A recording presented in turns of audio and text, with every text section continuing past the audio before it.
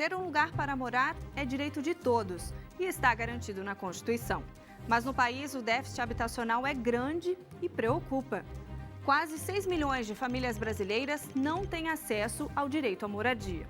O problema é mais grave nas regiões urbanas, onde os aglomerados avançam sobre as encostas de morros. E as consequências são registros cada vez mais frequentes de desastres após períodos de chuva ou seca.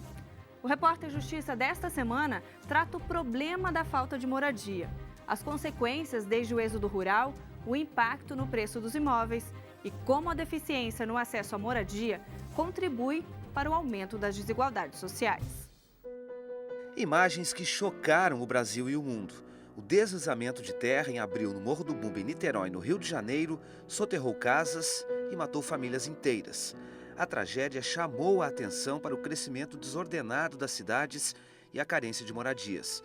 Os aglomerados urbanos avançam sobre as encostas de morros e as áreas de várzea. Famílias atrás de um lugar para morar. Um direito garantido pela Constituição. Está no artigo 7º, inciso 4º. O direito à moradia está entre as necessidades vitais básicas do trabalhador e sua família. Em 2000, o Congresso Nacional aprovou a Emenda Constitucional número 26 e incluiu o acesso à moradia entre os direitos sociais a serem priorizados pelo Estado. A mesma lei proibiu a penhora da casa na cobrança de fiança quando se tratar de um bem de família. Só que quase 6 milhões de famílias no país inteiro não conseguem acessar esse direito. É este o tamanho do déficit habitacional no Brasil, segundo o Ministério das Cidades. Os números mostram que a falta de moradia atinge principalmente as áreas urbanas. Nas principais regiões metropolitanas do país, faltam 1.600.000 residências, o que representa 27% do déficit habitacional total. Quase 9 em cada 10 famílias sem casa própria ganham até 3 salários mínimos. Para este advogado, o problema da falta de moradia no Brasil é bem maior. O direito também está ficando envelhecido para as necessidades, diante das necessidades modernas. Eu diria que a solução equânime para isso era tentar fixar o homem no campo, com escola, com bem-estar no campo. Não é como os países mais desenvolvidos fizeram, né? Em vez de atrair o homem para a cidade, fazer com que o homem fique no campo, levando as condições mínimas de qualidade de vida para o campo, para que ele não demande as cidades. O Distrito Federal é um exemplo desse movimento. Segundo o IBGE, o Instituto Brasileiro de Geografia e Estatística, a região cresce em população o dobro da média nacional. Em 50 anos, Brasília e as 32 regiões administrativas do DF somam aproximadamente 2.600.000 habitantes, 4 vezes mais que o esperado. Nas cidades satélites, as classes da média para baixo, com alguns enclaves de classe alta, comerciantes, empresários, mas isso é muito pouco, né? Então, a situação de Brasília é que existe uma clara segregação socioeconômica.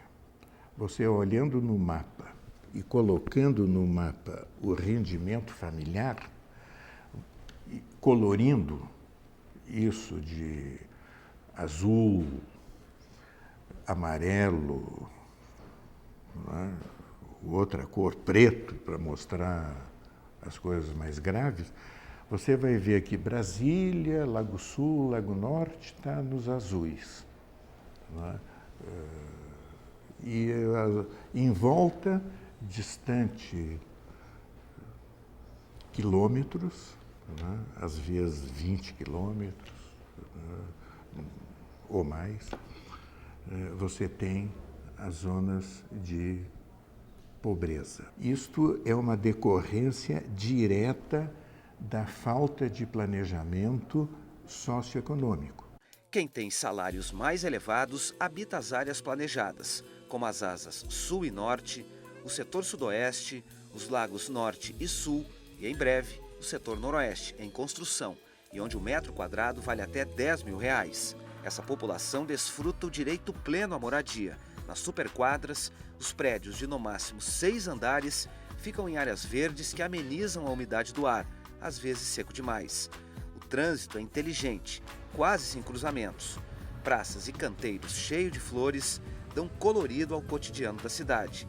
Atrás desse planejamento urbano, muita gente deixou a terra natal.